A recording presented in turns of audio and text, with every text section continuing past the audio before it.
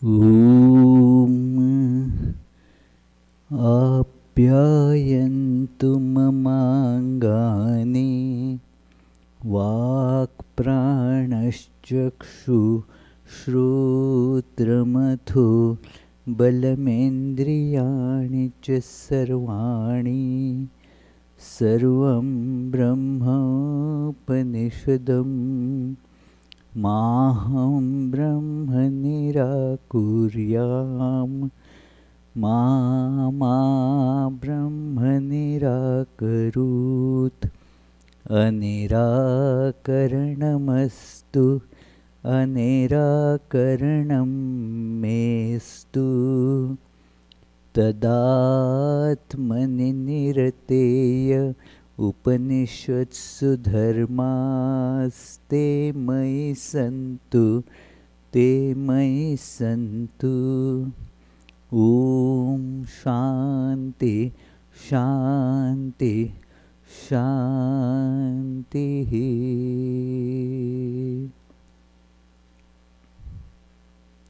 Om. May all my limbs attain strength. May the body, the mind, the sensory and motor organs and the life force become powerful and efficient. All is verily the one without second, ever perfect, ever blissful, existence itself, the Brahman. May I never deny this truth of oneness.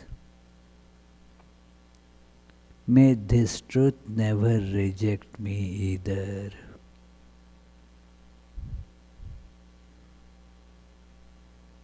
To realize this truth require acquisition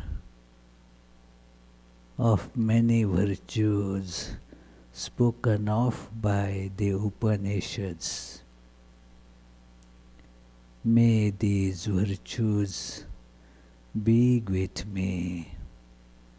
Om, peace, peace, peace.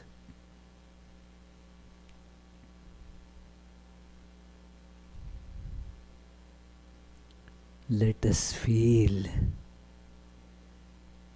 the all-pervading divine presence within us and everywhere.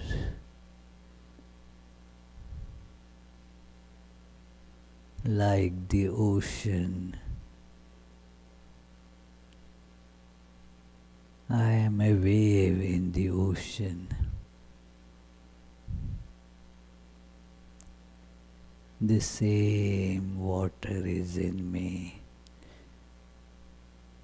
I am that infinite ocean.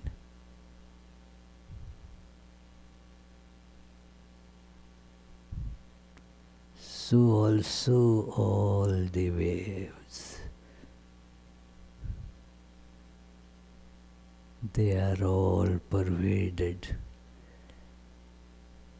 by the same undivided, ever perfect,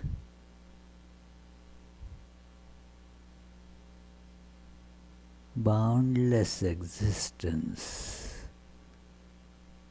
that is beyond time and space.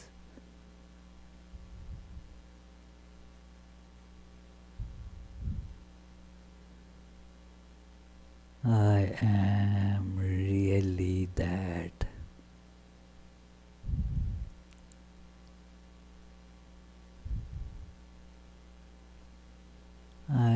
not this rising and falling, this limited wave.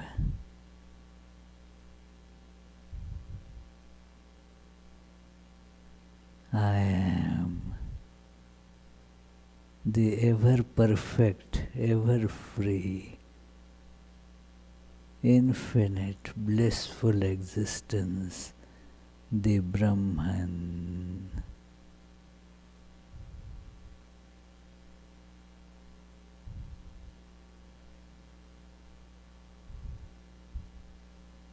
There is no coming or going, no desires are there.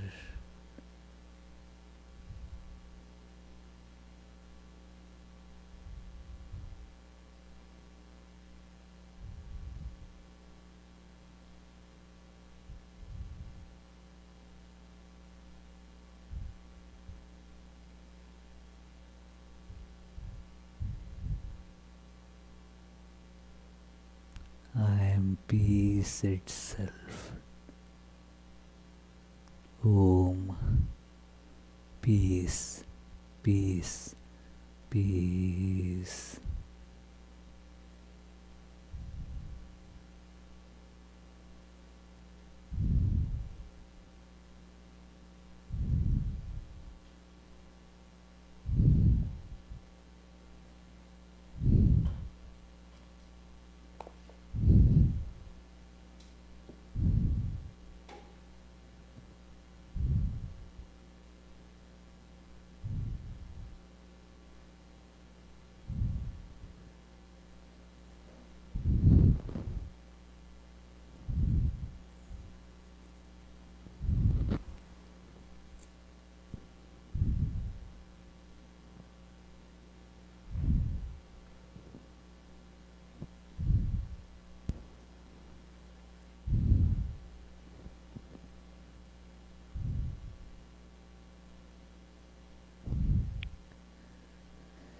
So, dear friends,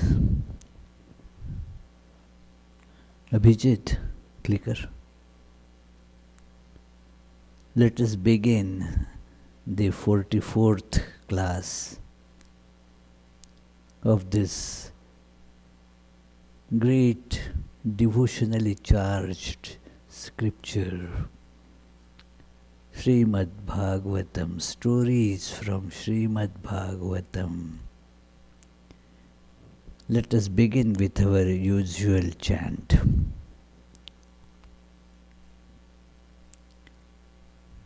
Janmadhyasya yatonvayaditarataschaर्थेष्वभिज्ञस्वराट् तेने ब्रह्महृदाय आदिकवये मुह्यन्ति यत्सूरयः तेजो वारिमृदां यथा विनिमयो यत्र त्रिसर्गो मृषा धाम्ना स्वेन सदा निरस्तकुहकम् सत्यं परं धीमहि.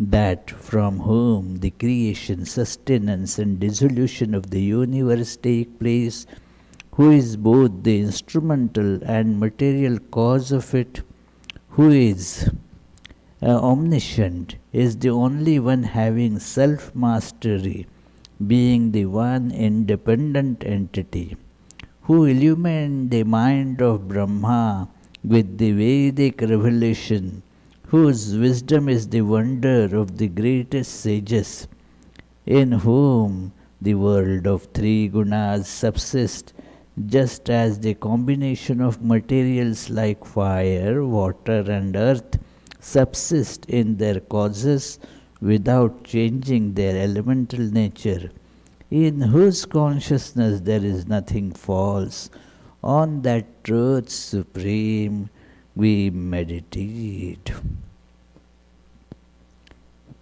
So I want to emphasize that line in this, that this one divine principle is the omniscient one, is the only one having self-mastery, being the one independent entity. It is what it suggests or what it makes us see, that everything else is dependent on that. That is the one independent existence with self-mastery. Others are, we may try to achieve self-mastery, but that means becoming one with the divine. Otherwise, we are all controlled by that one. Like in a puppet show, all those puppets are controlled by somebody pulling the string. Now those puppets don't have control over that guy, but that guy controls all these. So it is the happenings, everything happens with the will of God, and that is the truth supreme. We were seeing in our last class that how that it is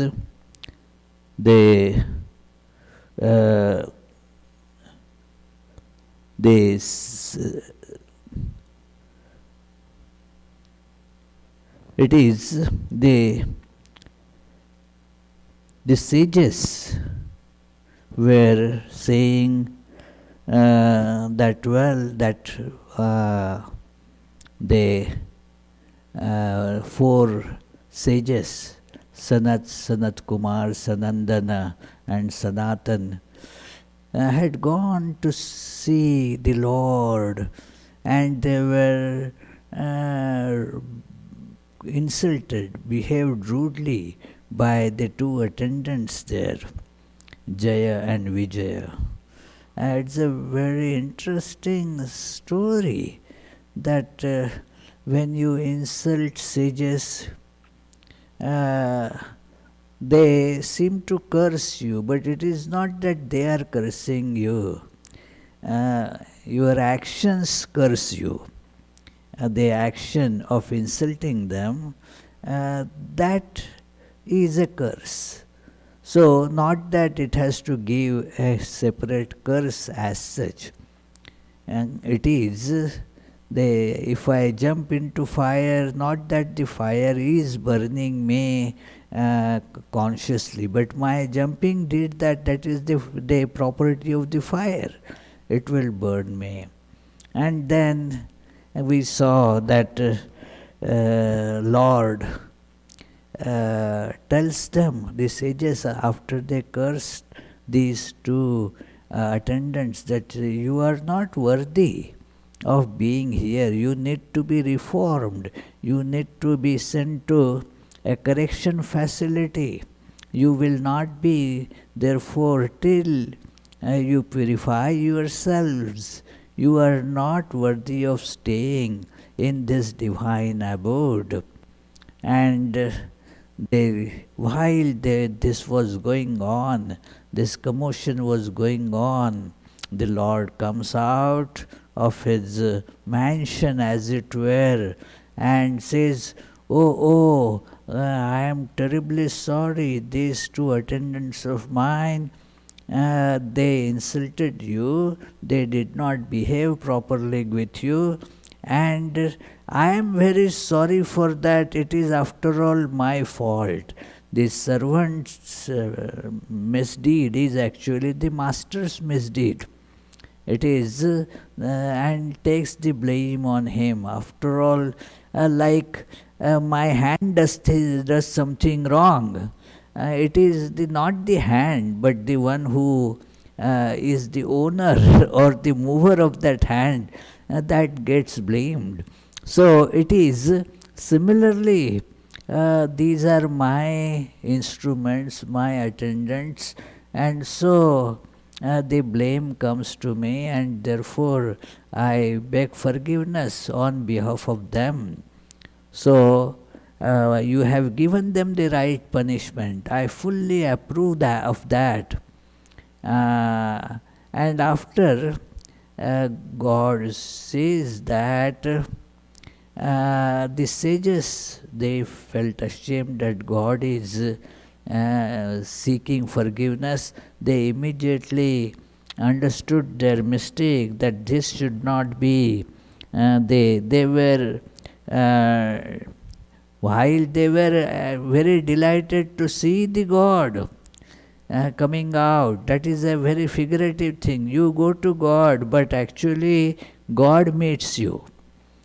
God comes out to meet us. I go, but as they say that you go one step, God comes 10 steps to you. So the God meets on his own accord with devotees. God is independent, and therefore it is not a compulsion on God. So God, out of his own loving nature, meets the devotees, these sages, and then gives the final verdict there, that it is the curse is going to do good to you. That will teach people and you all as well a lesson. And ultimately you will come to me. So he tells that, come on, you are hurled down, but because you will now be born as my enemies, and you will be fighting with me, you will be always remembering me as the enemy. So that is a very strange type of devotion. This is an exceptional and extreme example of how in various ways one can connect to God. All our emotions, feelings will have to be directed to God. And then even the feeling of enmity should not be directed to somebody else, God. And thus what happens is we get purified. The touch of God in whatever form has the purification. Like you hold the ice in hand, or keep it on head, or keep it on your lap, it is going to be felt cool. That cold will be felt. It is, and if you touch it on this side or that side, it is still going to be cold. So similarly, in the same manner, that howsoever you approach God, it will ultimately make your life filled with God's nature, because we are actually that. So we will be able to get it. And this is an extreme example. It is not possible for every Tom and Dick and Harry to practice this kind of devotion. By very constitution, we are that we think of God as the highest and showering blessings on us. We seek blessings of God. If we think of God as enemy, we will not be able to seek the blessings from God. We will not be able to pray to God. We would not be able to say, oh God, protect us and all that stuff. Because God is my avowed enemy. I am going to destroy that God. So therefore this is a very extreme example of devotion, friends. Not that it is if somebody thinks, okay, I am trying to meditate on God, but nothing is happening. My feelings are not going to God directly. So let me practice this mood. No, it is not given to ordinary people. One has to have that fierce devotion, always thinking of God and nothing else but as enemy. So this is how this the conclusion of this part. In conclusion, God tells, and then Brahma, who was telling to the divinities about it, he also concludes how this thing now is going to open up further. So it is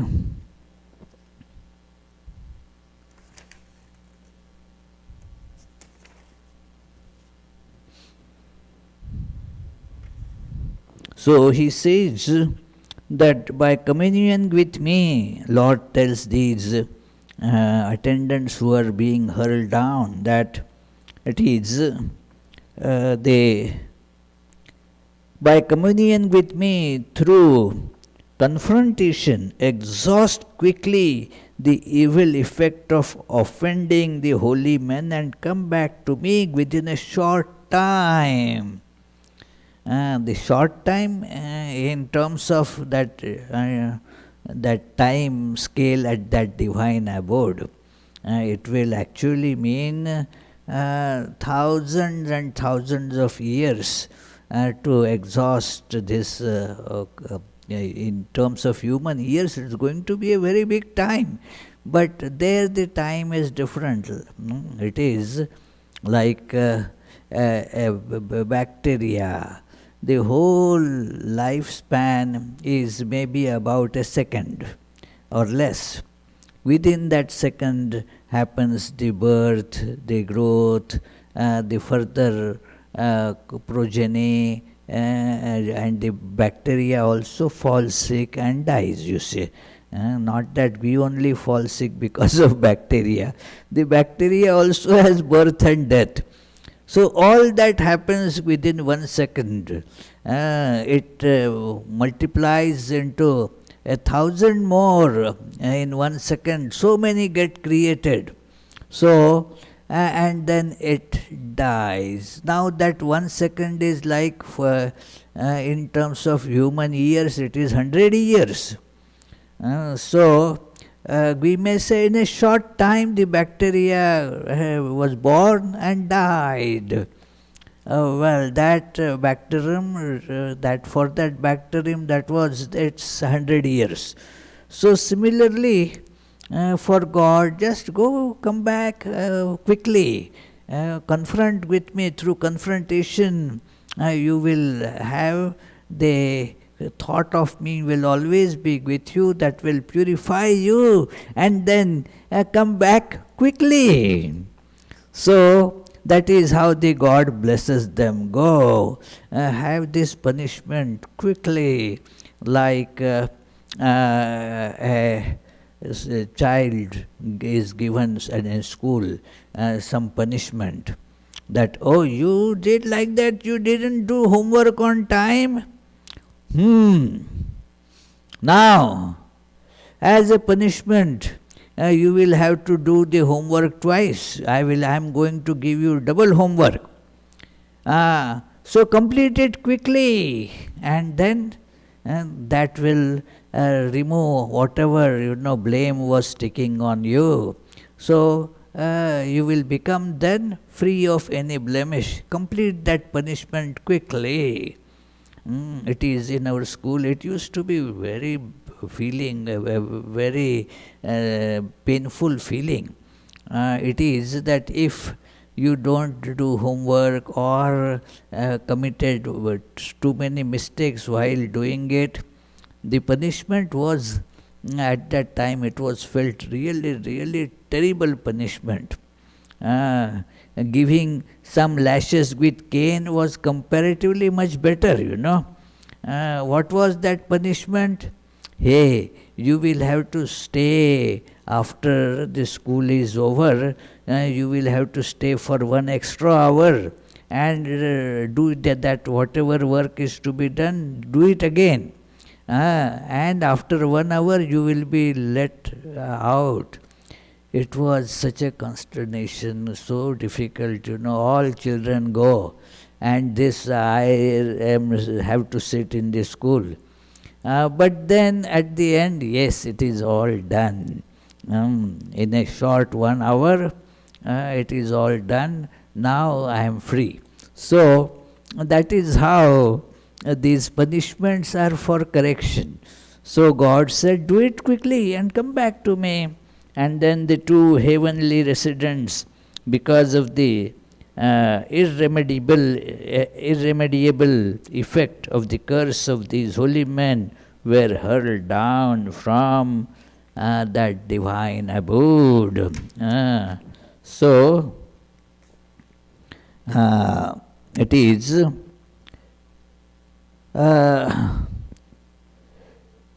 and then it is said there that everybody there saw what is happening to these who were so close to God. They were the constant attendants and doorkeepers. They had such a high position in the heavenly abode. And now they are being hurled down. So it is a lesson for everybody. Everybody, wow, it is, we must be very careful, because what happened was one comes close to God due to adherence to humility and devotion. Arrogance, which is likely to come due to the position of honor, can remove that glory. When we get that position, oh yes, I know everything, I can do many, I am minister, at the Vedanta Society, I am a Swami. Apparently a very glorious position, but then if it does not actually make me more humble, then this position can be just gone in a jiffy. The glory of it is gone. There is an incident in Holy Mother's life that Swami Sardananda is sitting there as a kind of doorkeeper. And then one devotee, he was coming from a long distance and was very eager to meet Holy Mother. And at that time it was Holy Mother was not well and needed some rest. So as he entered the building, Sardananda said that, no, don't go up. He brushed aside Swami Sardananda and then went up there and then met Holy Mother and was naturally afterwards feeling bad that what did I do? I insulted this holy man, Swami Sardananda, and so he tried to go out by the other staircase, hoping that he will not meet Swami Sardananda on way back. But here he was, Swami Sardananda, smiling at him. He begged pardon, oh, I am sorry. He said, no, don't worry, one has to have such devotion. And then said, the one who is above, pointing to Holy Mother, she can, in just a jiffy, put you in my position and I in your position. It is like that. So, just because of some position that one has got, seemingly in the world some high position, because of the some virtues that one has practiced, some proximity with the divine has therefore naturally come. But just that position makes one arrogant. The sense of power. Yeah, I can do this, I can do that. No, I will not allow you to do this. And 100 such things. The arrogance makes, therefore, the effect of the virtues wanes, and that arrogance then makes that person get thrown away. So it is important to be humble, practice humility, that it is at many this in many of our centers, many become very close devotees and volunteers, and then that brings some power also to them, but because of that they also start feeling that yes, I am special somebody. And that special somebody, okay, you are special somebody because of the virtues. If you become arrogant about it, then it is all gone in no time. So these heavenly beings saw this, that this has happened to these very dear close attendants of God because of their misbehavior. So this is how the God said that it is all expression of my will to give proper training and lesson to everybody. So this is how that glory gets removed. Now these demons, they that Maitreya is continuing this, that what happened, then they understanding from the words of Brahma the reason for their difficulty, the Devas returned to their heavenly abode with a clear and easy mind.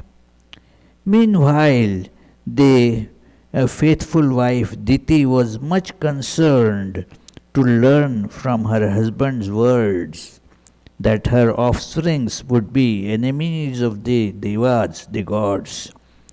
After 100 years of gestation, she gave birth to the twin sons. And then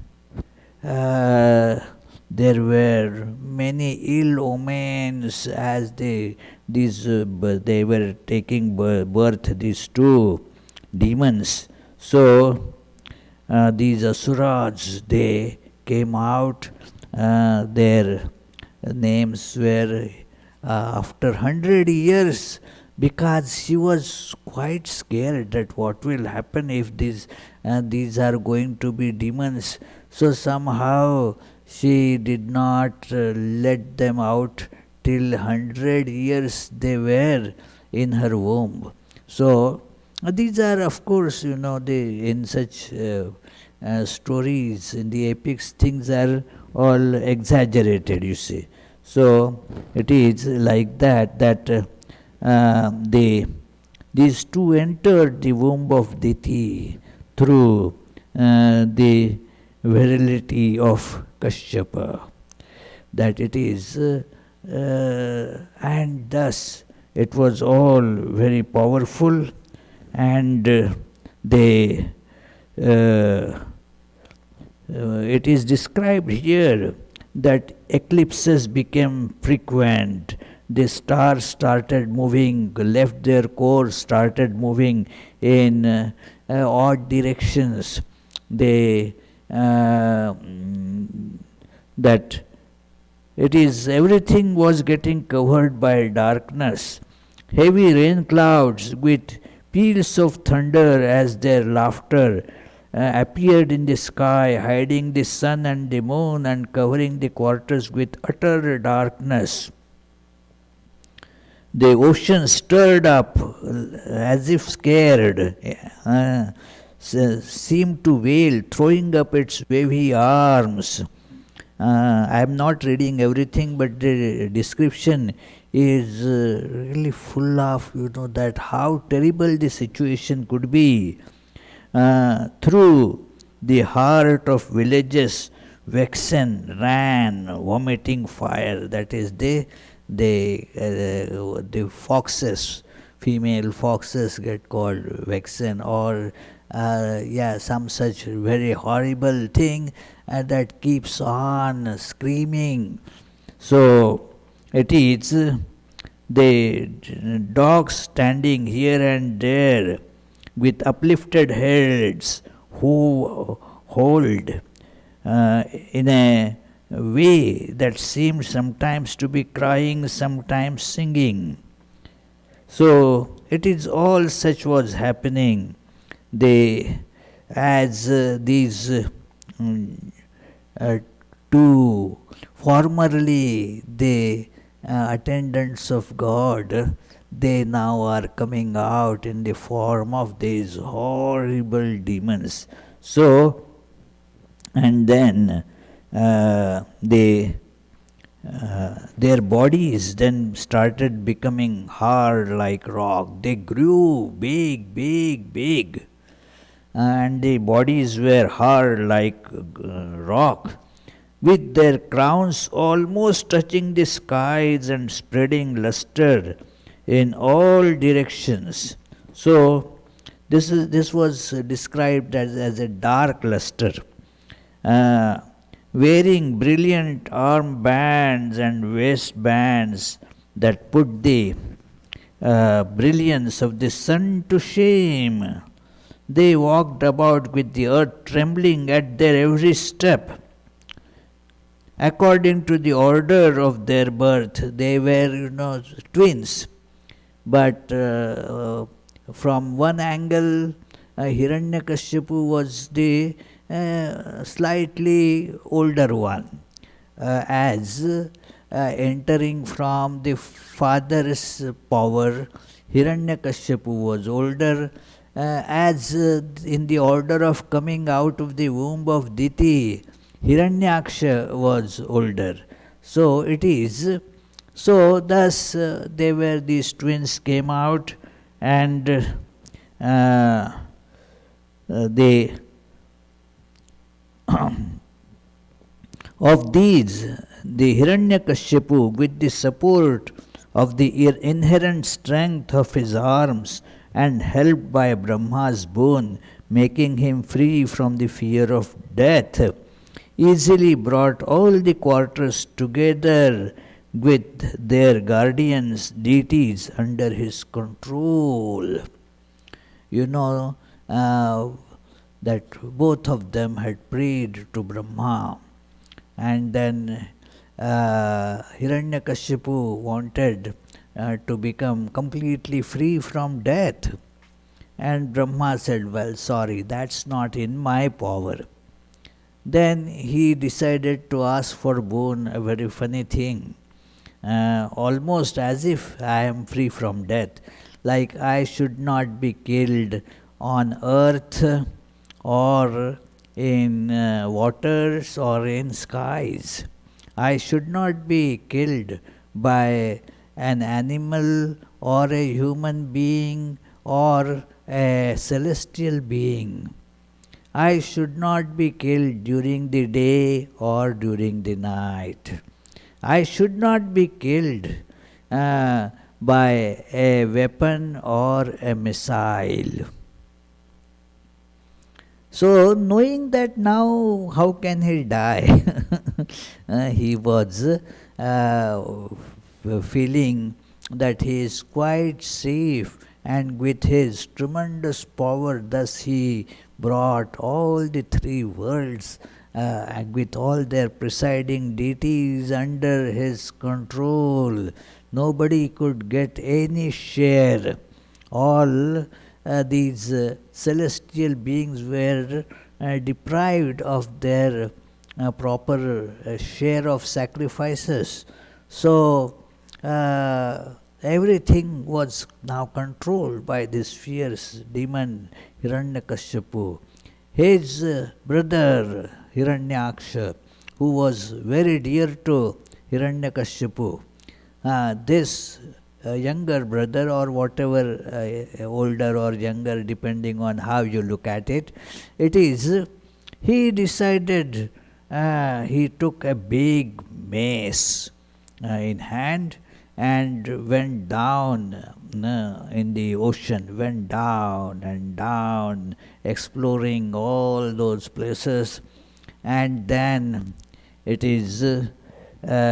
came to the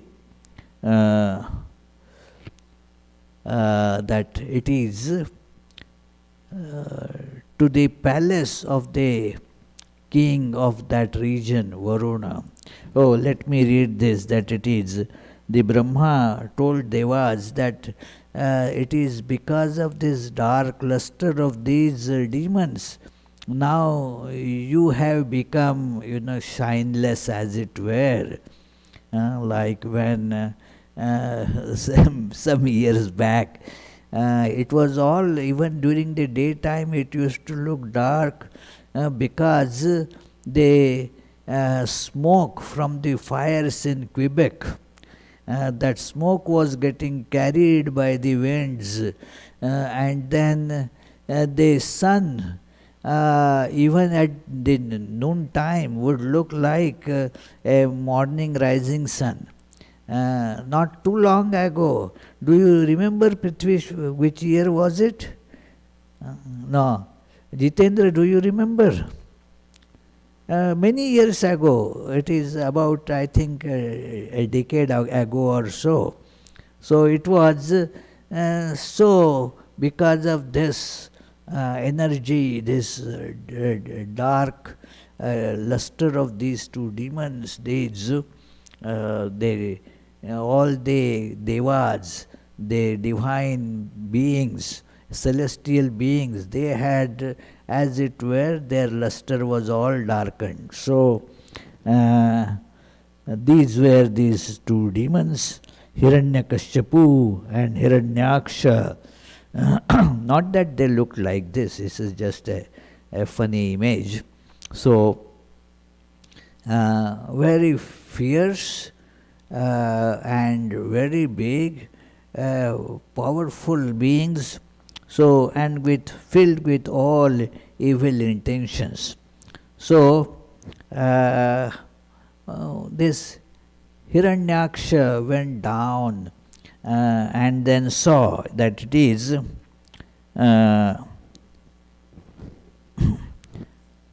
the master of that underworld and under the ocean was the deity Varuna. So he entered with his mace that palace of Varuna. Then meeting Varuna, the master of all aquatic creatures and lord of Patala, the Asura, with a derisive laugh, made a sarcastic and mock prostration at his feet, as if to ridicule him, and said, "Sir, come for a bout with me. Are you not the Lord of Lords? Come on, let us fight it out. You are the Lord of Lords, you are, sir." So it is a kind of mocking and Varuna understood that it is all a mockery that is going on. You are the master of all guardian divinities of the various spheres. And various spheres there are different, but you are their master. A famous personage indeed. Again mocking. You are also set to quell the pride and power of perverse men, whose egos know no bounds, proclaiming that you have conquered all the daityas, the demons, and danavas. That is also means demons, the devils. You are, O Lord, reputed to have performed this Rajasuya sacrifice. Though thus ridiculed and provoked, this sign of wisdom is not to get provoked, It is because then once you are provoked, you do all the insane things. Keep the cool, keep the cool. So Varuna, though thus ridiculed and provoked by the Asura in his overweening pride, the Lord of the ocean somehow controlled his anger by his discriminative power and said to him, O dear one, I am now on the path of peace. I have totally given up war. I do not find anyone in the whole universe who can be a worthy contestant to satisfy an all-round warrior like you. He is telling Hiranyaksha that I am on the way to now peaceful life. I have given up war, so I cannot fight with you.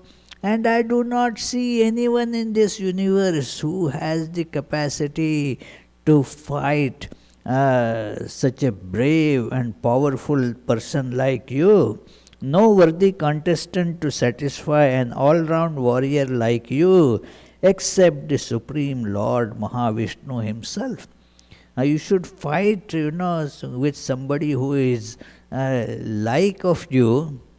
It is like a champion tennis player. Will not, there won't be a contest between that champion player and somebody who is just learning to hold the racket. There are different leagues altogether. There is no fun. Long back I was watching a field hockey game. Long back. There was a commentary going on, and one team was very strong. Then the other team, it was actually a national championship, a national tournament. But then one of them had players of lot of eminence and a very big team. And then this other team was just an ordinary one comparatively. So this superior team in the first half itself scored 6-7 goals. And then were not feeling happy to play with these people. So a strange thing happened then. They started, these 11 superior players team, they started playing amongst themselves, as it were. They would, a few of them would start dribbling the ball towards their own goal, and then the others would start defending it, and like that. So because there was no fun, it is you have to have some equal, to have some this battle to have, like I cannot go to play chess with some big chess players, so I play with our Vittal. And he has also started defeating me every time. So nowadays I don't go. He has now is in a different league. So Varuna told, only God is powerful enough to fight with you. Why don't you go and find him? So you can fight with him. That it is many a hero like you, it is said, went to fight with him at first, but remained to pray afterwards. He tells him what will happen is like this. In order to humble persons mad with overwhelming pride and haughtiness like you are, and protect the good and the holy ones, he has taken several forms as incarnation.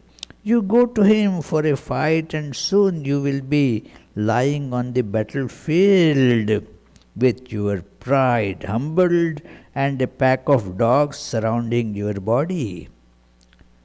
So he told this, and then that demon Hiranyaksha, he went to find where this God is, and at that time the God was had taken the form of a boar.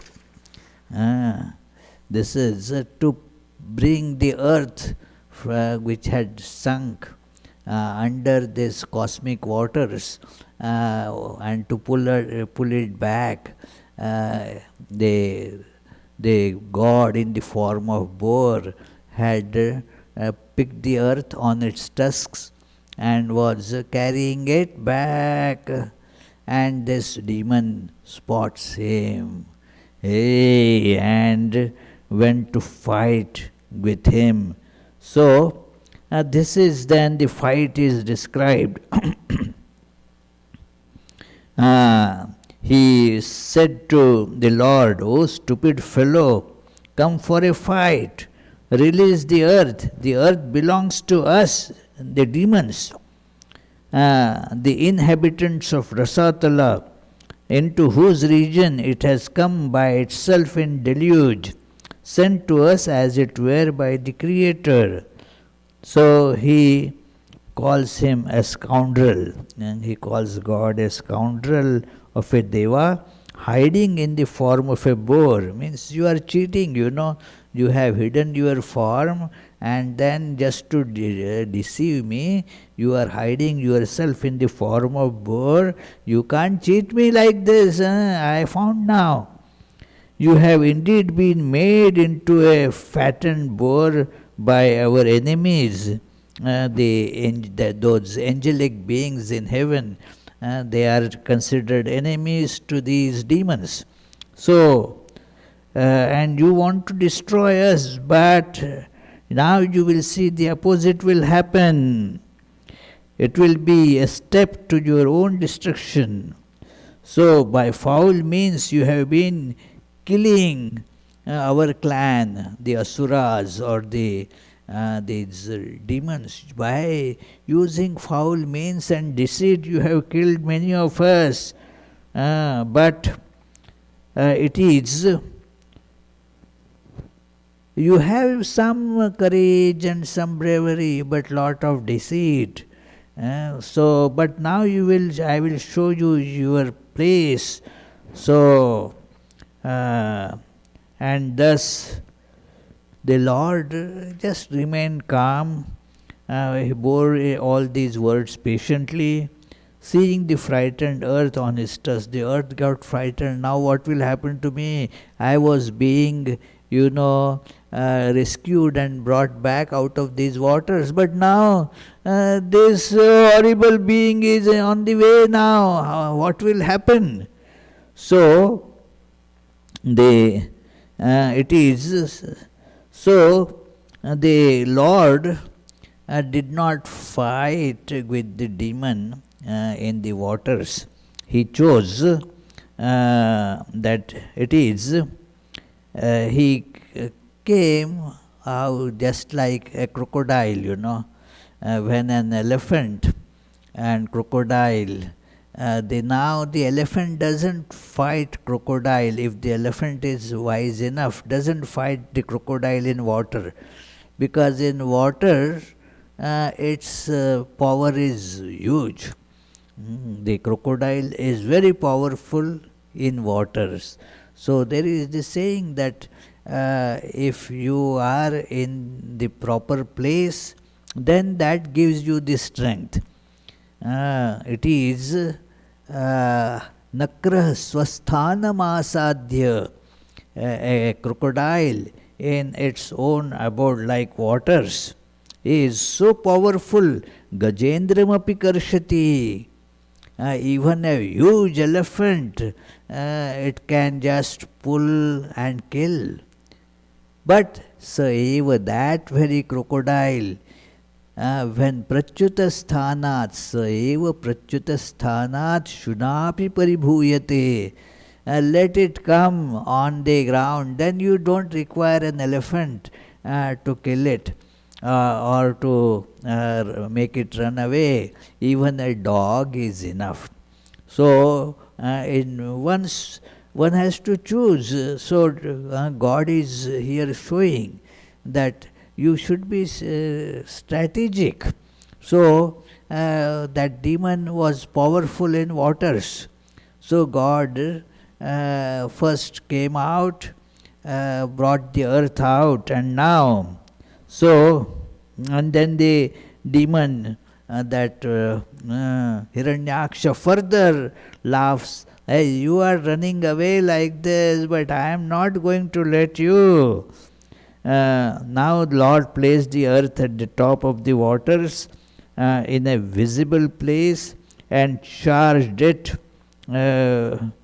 with his own power so that it might not sink again. As the enemy was looking on, Brahma recited a hymn to praise the Lord, and the Devas showered flowers on him. These Devas, these celestial beings, that's a very complicated state, you know. They are not as such virtuous or devoted things, the devoted creatures. They just are very selfish. They only want their pleasures to continue. And so, if this demon is killed, then they will have their shares of pleasures, they will have their domains to work in. So, therefore, they were showering flowers. Now you kill this fellow. It is always, they are kind of fence sitters, you know, so they don't want to get involved in it. So, but praising and showering flowers and all, that is fine, you know, that their role is like those sports. In sports, you have cheerleaders, you know, they don't go to play, just keep on shouting and all that. So, it is like that, these devas. So, to that asura who was advancing from behind with mace in hand, and there is now a big description of the war, a detailed description, because people like to to read about the warfare. The stories of war are very enchanting. People like to read that. Not that the war is very good, but the stories of war people like to keep on reading. So in Sanskrit they say, therefore, yuddhasya katharamya, that the stories of war are very much liked by people. They enjoy those. So therefore, the long description is given to make people, you know, interested in seeing the glory of the God. The purpose is not to keep on telling the story, but see the glory of the God, who after a war of, lot of these skilled war, both became, covered with blood as it were. And then they were, all the celestial beings were telling, oh, finish him quickly. Why are you playing with him? Like those snake charmers, or they play with snake. The Garuda means that that eagle catches a snake and plays with it. It can kill it any time, but just wants to have a little fun. So why are you having so much fun with that terrible Hiranyaksha demon? Finish him quickly. So God then said, okay, he laughed, and then at an auspicious time, That auspicious time is called, Abhijit. That Abhijit is the name of this that auspicious time. So, according to the boon given at the time of the curse, he has by good fortune been led to thee, at whose hands he is to meet with his death. So he told that Devas told, you kill him now. This is the propitious time for doing that. And then thus he got killed, and the Hiranyaksha's destruction. So, and lot of that 2 chapters are just given for this description of the warfare. So, and then the death of Hiranyaksha. So, the Asura got killed. So, this is how we shall continue this discussion, that the Hiranyaksha is now killed, and the first of his birth is over. It was told you have to do it quickly in 3 births. So, first of the birth is done now. So, the second birth of enmity of God will take place later, but his brother Hiranyakashipu is still there. So, he has to also he has also to be liberated from this body. So gradually we shall see that story as well. We shall conclude with this verse, this chant, and then if you have questions, please feel free to ask. Nigam kalpatarur galitam phalam शुकमुखादमृतद्रवसंयुतं पिबत भागवतं रसमालयं मुहुरुहो रसिका भुवि भावुकाः. O devotees, quaff to intoxication this nectar of the fruit of the tree of Vedas, flowing from the mouth of the great sage Shuka and mixed with the ambrosia from his words.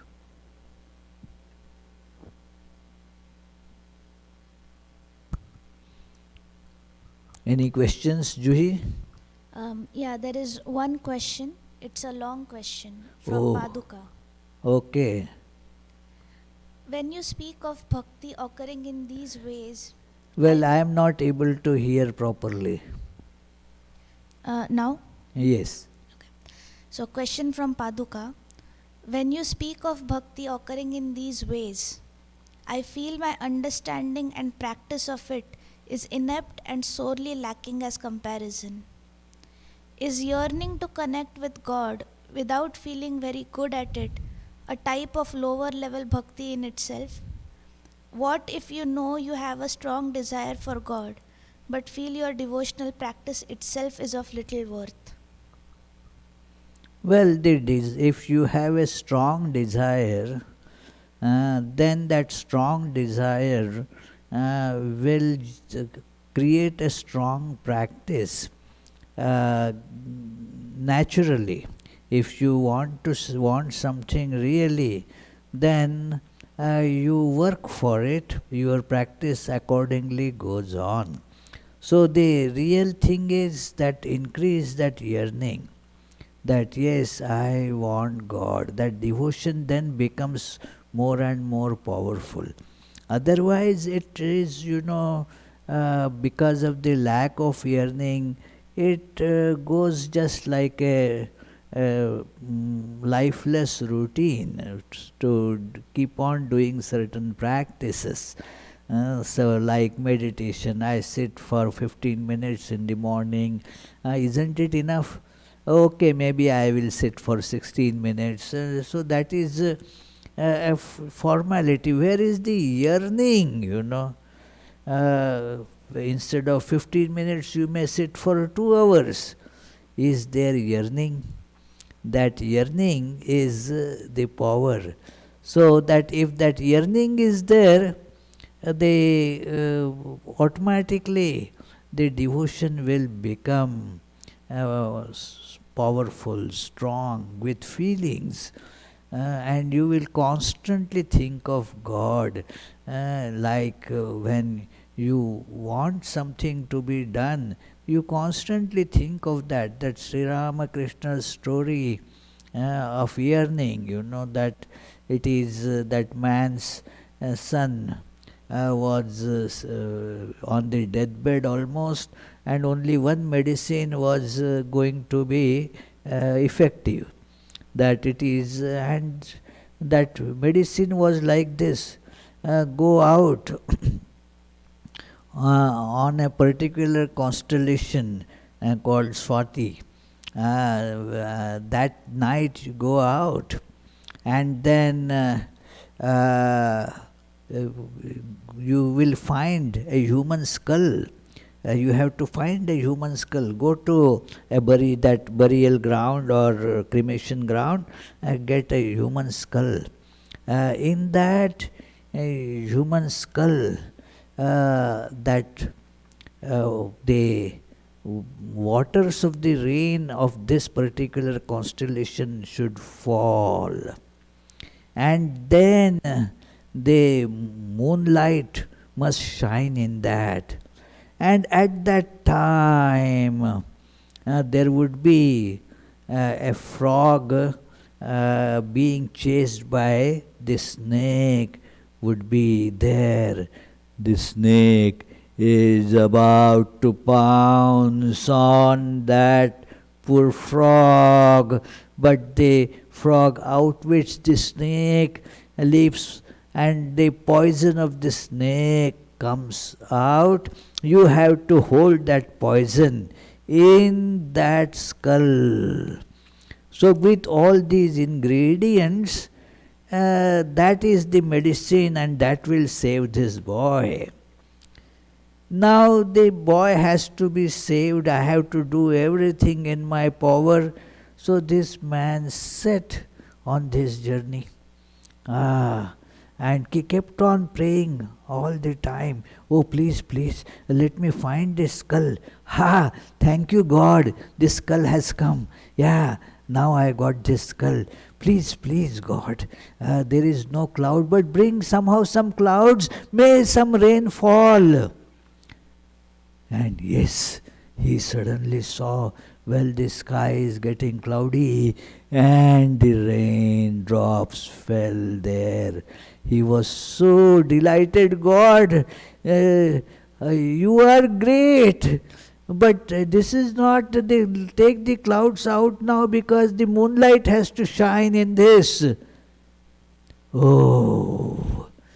And then he goes, that clouds go away, the moon shines there. But where is that now, this strange thing to happen? Frog being chased by snake. And he was looking here and there, praying, constantly praying with great yearning. And he saw a frog being chased by the snake, very stealthily. And when it saw that the frog is right in the range, it leaped to pounce. But the frog escaped, but that pressure brought that snake's poison come out, and this man held that skull right there and got that poison in it. Was so delighted. God, thank you very much. Oh, so when we want something, that yearning comes, the prayers come, our devotion becomes fully charged. I don't know if this answer is exactly what you were seeking, because I didn't get the question in all its entirety. So you can email me, we will discuss that. But it's a very important thing, it is not a lot of time or a lot of, different types of practices, but the yearning that will make the devotion work. Like this demon, constantly thinking of God to be killed. So all 24 hours there is nothing but that God. Yeah. Oh yes, Pritish.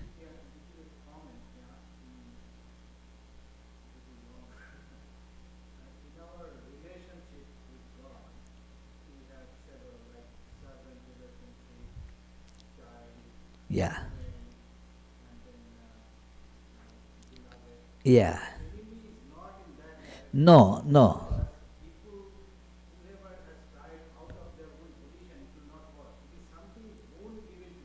Yeah.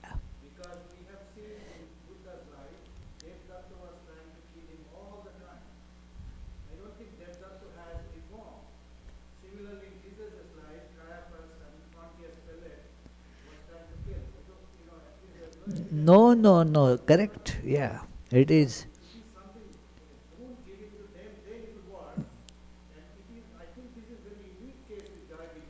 Yes.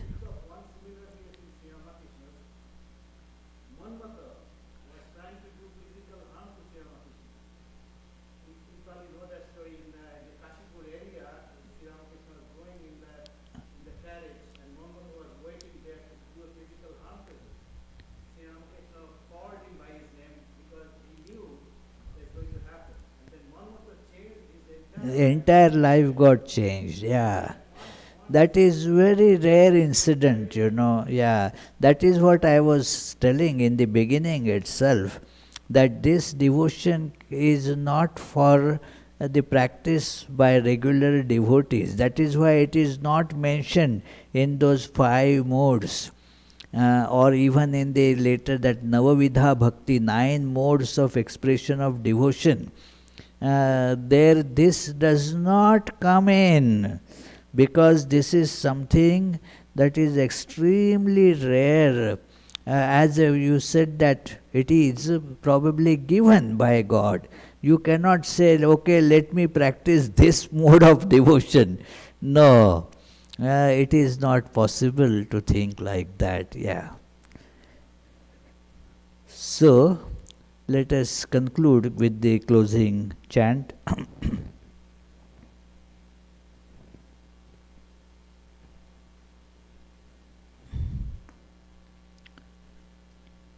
Mukunda Madhava Govinda Bol, Keshava Madhava Hari Hari Bol.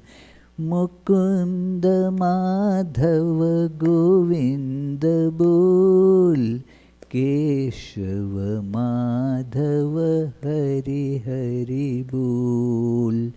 Hari Hari Bol, Hari Hari Bol, Hari Hari Bol, Hari Hari Bol. Krishna Krishna Bol, Krishna Krishna Bol, Krishna Krishna Bol, Krishna Krishna Bol.